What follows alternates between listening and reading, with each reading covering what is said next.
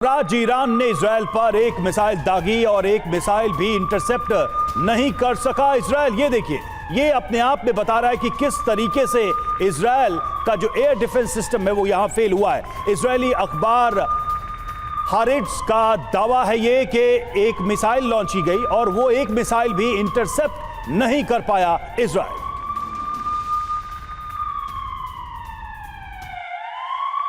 और इजराइल ईरानी मिसाइलों को खत्म करने के लिए रोजाना अरबों रुपए खर्च कर रहा है।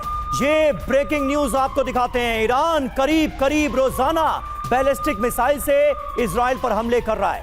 इजराइल को मिसाइलों को खत्म करने की भारी कीमत चुकानी पड़ रही है। ईरानी मिसाइलों को मार गिराने के लिए रोजाना 2500 करोड़ रुपए खर्च कर रहा है इजराइल। अमेरिकी मदद के बलबूते ही इजराइल ऐसा कर पा रहा है, ये जानकारी मिल रही।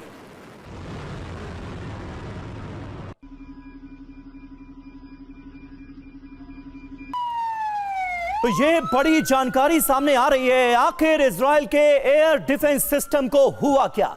ये सवाल अब बड़े पैमाने पर पूछे जा रहे हैं, क्योंकि कई बार ऐसी खबरें आई कि मिसाइलों की बारिश कर दी गई है, बौछार कर दी गई है, और ऐसे में डिफेंस सिस्टम उसे कैसे रोक पाएगा। लेकिन अब ये जो जानकारी सामने आई है कि एक मिसाइल से ईरान ने अटैक को अंजाम दिया और वो भी एयर डिफेंस सिस्टम इजराइल का रोक नहीं पाया।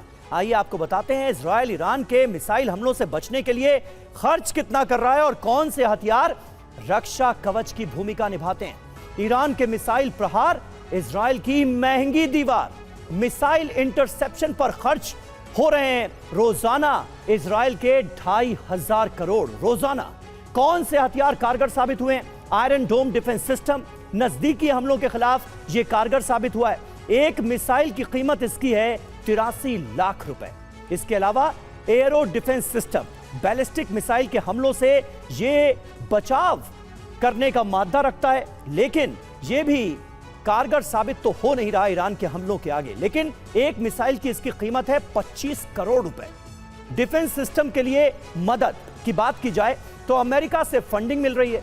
अमेरिका से सालाना 4500 करोड़ की फंडिंग मिल रही है इजराइल को, और अमेरिका की मदद के बूते ही इजराइल इस जंग में टिका नजर आ रहा है। हमारे साथ इस वक्त तमाम खास मेहमान मौजूद हैं, उनसे आपका तारुफ करा दें। एयर कमोडोर अश्विंदर सिंह बहल हमारे साथ मौजूद हैं, air vice marshal Sanjay Bhatnagar हमारे साथ हैं, डॉक्टर संदीप त्रिपाठी हमारे साथ मौजूद हैं, विदेश मामलों के जानकार हैं, मेजर जनरल ब्रजेश कुमार भी हमारे साथ मौजूद हैं। अश्विंदर सिंह बहल साहब, शुरुआत में आपसे करना चाहूंगा, इस वक्त जो बड़ी बात नजर आ रही है वो ये कि इजराइल के जो एयर डिफेंस सिस्टम है वो पूरी तरह से नाकामयाब साबित हो रहे हैं ईरानी हमलों को रोकने के लिए। थोड़ी देर पहले हमने खबर दिखाई थी जिसमें हमने देखा कि एयर डिफेंस सिस्टम पर अटैक किया गया है ईरान की तरफ से, और उसके बाद ताबड़तोड़ मिसाइल प्रहार किए जा रहे हैं। एक मिसाइल से हमला होता है, वो भी एयर डिफेंस सिस्टम नहीं रोक पा रहा है, ये कैसे हुआ? बहुत ही अच्छा प्रश्न पूछा आपने। अब देखिए टारगेटिंग ईरान की, वो ईरान की टारगेटिंग एयर डिफेंस सिस्टम्स के ऊपर है, उनकी टारगेटिंग इकोनॉमिक सिस्टम्स के ऊपर है, चाहे वो हाइफा और दूसरे तेल अवीव और दूसरे एरियाज में, और उनकी टारगेटिंग जो आर्मी के इंस्टॉलेशंस हैं, मोसाद हेडक्वार्टर है, उसके ऊपर है।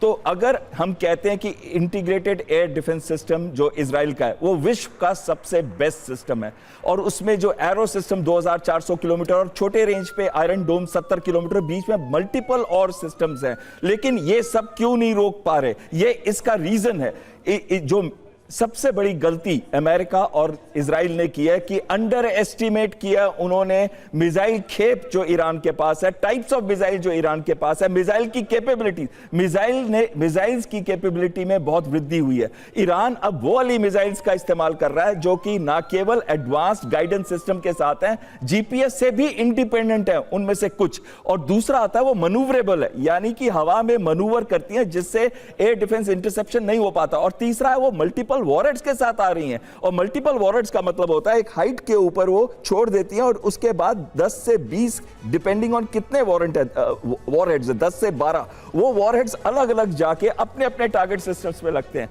और आखिरी चीज है वो क्लस्टर मुनिशंस का भी इस्तेमाल कर रहे हैं। क्लस्टर मुनिशंस क्या होते हैं? ये एक बॉम्ब के अंदर छोटे छोटे 20 बॉम्ब और या 15-20 बॉम्ब और होते हैं, और जैसे ही कंटेनर खुलता है ये 20 बॉम्ब डिस्पर्स हो जाते हैं पूरे एरिया के अंदर। इसी वजह से आप देख रहे हैं कि कितना एरिया डैमेज हो रहा है। और साथ साथ में इनके मिसाइल के अंदर हर एक का पेलोड 1500 केजी है। ज्यादातर 1500 केजी का मतलब है कि इतना हैवी पेलोड है कि जब इंपैक्ट करता है तो आसपास की बिल्डिंग्स भी उड़ जाती है। और साथ में ये मिसाइल्स हाइपरसोनिक है। इनकी जो सबसे कम स्पीड वाली है वो तो 7 माक की है, और जो सबसे ज्यादा है वो 13 माक। माक होता है स्पीड ऑफ साउंड, यानी कि ध्वनि से 13 गुना ज्यादा।